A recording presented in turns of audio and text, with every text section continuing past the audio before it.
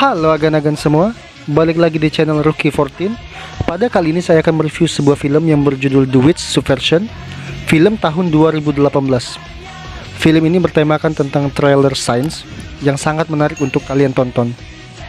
Baiklah, sebelum memulai reviewnya, saya mohon agar teman-teman mau menekan tombol subscribe dan juga lonceng di sebelahnya untuk membantu channel ini semakin berkembang ke depannya. Oke? Saya tunggu nih. Sudah belum? Udah dong ditekan. Baiklah, kalau sudah, let's go agan-agan, kita review filmnya. Di awal film kita disambut adegan pembantaian di suatu gedung yang kemungkinan adalah tempat eksperimen suatu hal, karena banyak anak-anak dibantai di situ. Anjir. Adegan pun dilanjutkan di mana ada seorang anak kecil yang dikejar-kejar oleh kelompok yang melakukan pembantaian tadi. Setelah tidak berhasil menangkap anak tersebut, pasukan itu kembali lagi ke markas mereka. Dan di sini kita akan perkenalkan dua tokoh penting dalam film ini nantinya.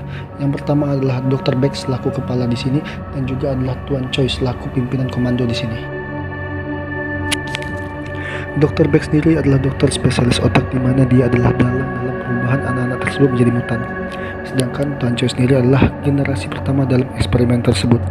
Tetapi generasi pertama itu adalah generasi yang gagal karena mereka tidak memiliki kekuatan seperti generasi yang saat ini mereka bantai. Kenapa bisa dibantai? Lihat aja, nonton, bagus. Oke. Cerita berlanjut di mana anak kecil tersebut berhasil selamat dan ditemukan oleh salah satu pemilik peternakan di daerah tersebut dalam keadaan kritis. Gila, kasian banget ini anak kecil ya. Kampret emang mereka ini, bang. Cerita loncat ke 10 tahun kemudian. Baiklah, sebelum kita memulai filmnya, kita akan memperkenalkan tokoh utama kita. Tokoh utama kita bernama Jayun.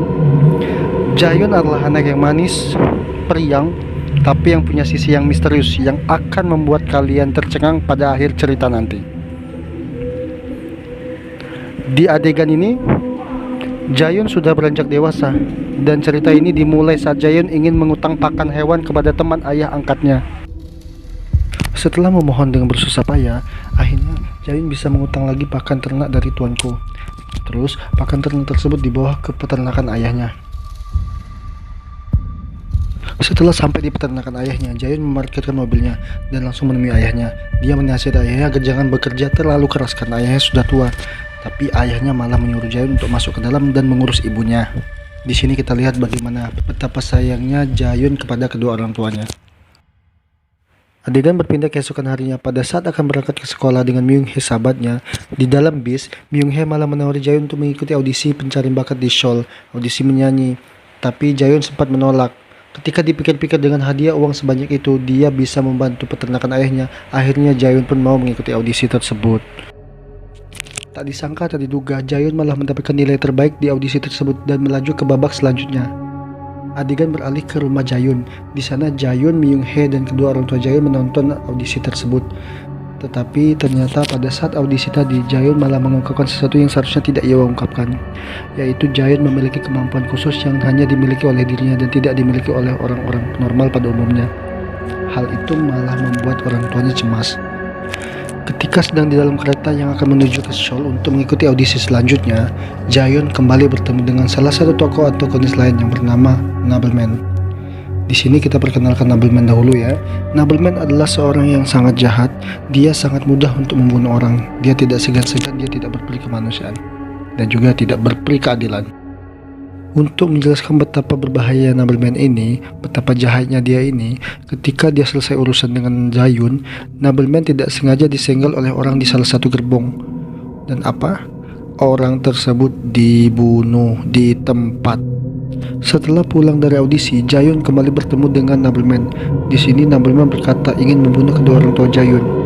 Setelah berkata demikian, Nobleman pergi dan meninggalkan Jayun dengan mobilnya. Setelah mendengar hal itu, Jayun menjadi cemas dan langsung menyuruh Myung Hee untuk menelpon orang tuanya yang seorang anggota polisi untuk pergi ke peternakan untuk melihat kondisi kedua orang tuanya.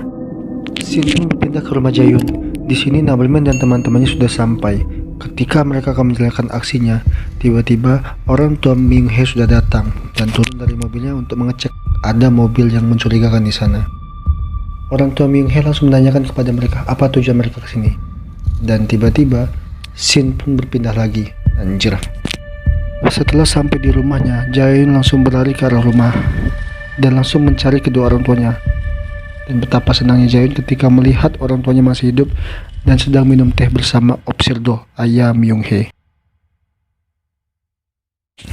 Adegan pun berpindah ke sebuah kafe, di mana di kafe itu terdapat Dr. Baek dan juga Tuan Choi yang sedang membahas sesuatu. Di sebuah pembahasan, Dr. Baek menyuruh Tuan Choi untuk meninggalkan misi penangkapan Jaehyun karena Dr. Baek memiliki visi misi sendiri banyak dengan Jaehyun, sehingga dia tidak ingin membagi hal tersebut dengan Tuan Choi. Mendengar hal itu, Tuan Choi pun tersinggung dan ia langsung pergi dari kafe tersebut, serta ia langsung menyusun sebuah rencana untuk membalas dendam kepada Dr. Baek yang telah meremehkan dia selama ini. Adegan pun berpindah keesokan harinya. Pada saat malamnya, Myung-hye menginap di rumah Jaehyun, dan di malam itu pasukan Tuan Choi menyerbu rumah Jaehyun untuk membunuh Jaehyun. Mereka menyandera Myung-hye dan menempelkan pisau di leher Myung-hye. Ketika salah satu pasukan Tuan Choi ingin membunuh Myung-hye, Jaehyun pun bereaksi. Dengan skill PUBG-nya, Jaehyun membunuh mereka dalam hitungan detik. Adegan yang epik pun terjadi. Setelah Jaehyun berhasil membunuh semua pasukan Tuan Choi, tiba-tiba nobleman pun datang kembali ke rumah Jaehyun dan kembali menanyakan apakah Jaehyun mengingat dirinya. Tetapi dengan tegas Jaehyun mengatakan ia tidak mengingat sama sekali nobleman. Hal itu membuat nobleman pun marah. Nobleman mengajak Jaehyun untuk pergi ke markas mereka. Jika Jaehyun tidak menuruti mereka, maka nobleman berjanji akan membunuh seluruh kenalan Jaehyun di kota tersebut, yang membuat Jaehyun mau tidak mau harus berangkat dengan nobleman. Mengetahui seluruh pasukannya telah terbunuh, Tuan Choi langsung mengumpulkan pasukan cadangannya dan pergi ke markas Dr. Baek untuk membunuh seluruh anak buah Dr. Baek dan juga Dr. Baek itu sendiri. Sesampai di markas Dr. Baek, Jaehyun malah dimasukkan ke dalam sebuah ruang isolasi dan didudukan di suatu tempat duduk. Jaehyun diikat di situ dan disuntikan suatu macam serum yang membuat Jaehyun mengingat kembali masa lalunya. Setelah disuntikan serum pertama, Jaehyun disuntikan kembali serum kedua, dan nyatanya ada fakta menarik di sini. Jaehyun tidak pernah lupa ingatan. Jaehyun ingat semua detail kejadian dia saat masih kecil. Tapi mutan seperti Jaehyun itu hanya mempunyai waktu 10 tahun maksimal dari dia masih kecil sampai dia besar untuk bisa hidup kalau tidak memakai serum. Dan saat ini adalah waktu terakhir untuk Jaehyun bisa hidup, karena jika tidak mendapatkan serum tersebut, Jaehyun akan mati. Makanya Jaehyun mencari-cari Dr. Baek agar bisa mendapatkan serum tersebut. Oke, paham? Lanjut. Setelah adegan tadi, satu persatu dari anggota Dr. Baek dibunuh oleh Jaehyun, dan juga Jaehyun menembak kaki Dr. Baek agar mau menunjukkan di mana letak posisi serum itu berada. Setelah mengetahui hal itu, nobleman dan juga anak buahnya langsung mengejar Jaehyun, tetapi di perjalanan mereka dicegat oleh Tuan Choi dan juga anak buahnya.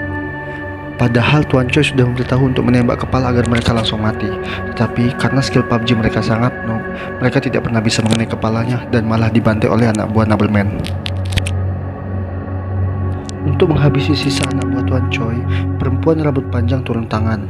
Dengan skill Tekken yang telah dipelajari dari PS1, dia bisa mengalahkan seluruh pasukan Tuan Choi sisanya dengan sangat mudah. Di gedung ini di posisi yang lain, Jaehyun akhirnya bertemu dengan nobleman. Mereka pun bertarung. Kita bisa mengetahui tingkatan Jaehyun. Jaehyun ada di atas nobleman. Jaehyun bertarung dengan selalu tersenyum. Sedangkan nobleman, dia sangat serius dalam pertarungan ini. Tetapi akhirnya Jaehyun memenangkan pertarungan ini dan membunuh seluruhnya. Ia membunuh nobleman, Dr. Baek, dan juga perempuan rambut panjang.